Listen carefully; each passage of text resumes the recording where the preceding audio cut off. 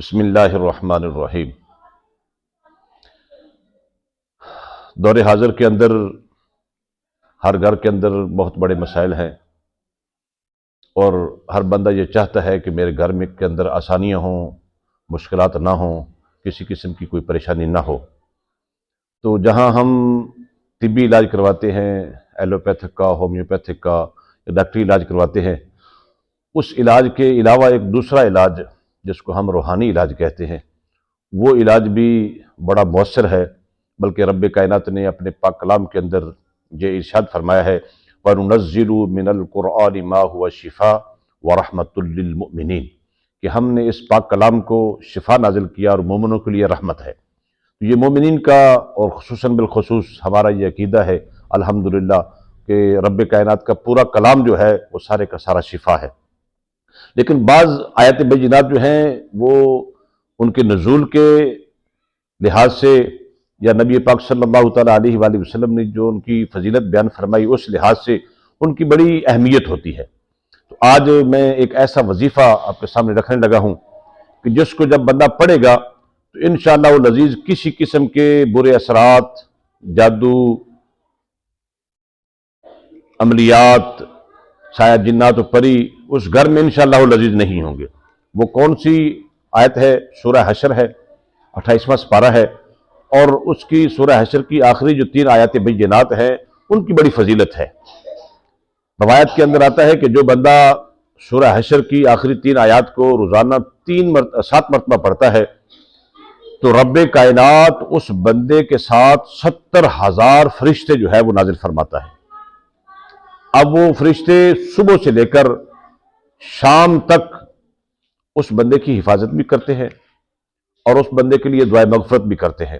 اور اگر وہ بندہ اس دن میں فوت ہو جاتا ہے، اس دن میں دنیا سے چلا جاتا ہے، اس کی آخری وقت آ جاتا ہے، تو پھر وہ بندہ شہادت کی موت مرتا ہے۔ اور اسی طرح اگر یہی کلمات جو میں نے بتانے ہیں اگر وہ بندہ رات کو سوتے وقت پڑھ لیتا ہے 7 مرتبہ تو انشاءاللہ العزیز بزرگان دین، اولیاء کرام اور صحابہ کرام رضوان اللہ تعالیٰ علیہم اجمعین کی روایات سے یہ بات ثابت ہے کہ اس بندے کے ساتھ پوری رات 70,000 فرشتے، اللہ رب العزت کی رحمتوں کے 70,000 فرشتے اس بندے کے ساتھ رہتے ہیں اور اس بندے کی حفاظت کرتے ہیں، اور ہر قسم کے معاملات کے اندر اس کی حفاظت ہوتی ہے۔ اور رب کائنات اگر اس کو اس رات کے اندر موت دے دیتا ہے تو وہ اس کی موت شہادت کی موت ہوتی ہے۔ تو وہ کلمات کون سے ہیں؟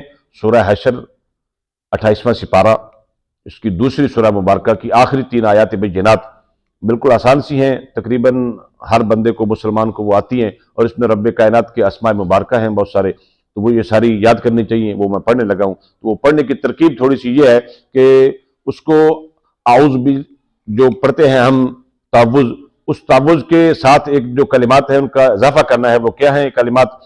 اعوذ باللہ السمیع العلیم من الشیطان الرجیم بسم اللہ الرحمن الرحیم۔ پھر آگے پوری جو 3 آخری آیات ہیں وہ میں پڑھنے لگا ہوں۔ هو اللہ الذی لا الہ الا هو عالم الغیب والشہادہ هو الرحمن الرحیم۔ هو اللہ الذی لا الہ الا هو الملک القدوس السلام المؤمن المہیمن العزیز الجبار المتکبر سبحان اللہ عما یشرکون۔ هو اللہ الخالق البارئ المصور له الاسماء الحسنى یسبح له ما فی السماوات والارض وهو العزیز الحکیم۔ یہ کلمات جو ہیں، یہ آیات بینات جو ہیں 7 مرتبہ اول اور آخر اس کے اعوذ باللہ السمیع العلیم پڑھ کے، پوری آگے اعوذ باللہ السمیع العلیم من الشیطان الرجیم بسم اللہ الرحمن الرحیم یہ پڑھ کے تو 7 مرتبہ یہ کلمات پڑھ لیے جائیں تو انشاءاللہ اگر صبح پڑھیں گے تو 70,000 فرشتے پورے دن میں حفاظت کریں گے، اور اگر شام کو پڑھیں گے تو انشاءاللہ العزیز پوری رات 70,000 فرشتے اس بندے کے گرد اپنا حصار رکھیں گے۔ کسی قسم کا کوئی بھی سایہ، جنات و پری، عملیات، کوئی بھی نظر بد وغیرہ اس بندے کے قریب بھی نہیں آئے گی۔ تو یہ رب کائنات کے پاک کلمات تھیں، یہ بات ہیں، ہمیں ان کو یاد کرنا چاہیے، اپنے بچوں کو بھی یاد کرانا چاہیے۔ اللہ رب العزت عمل کی توفیق عطا فرمائے۔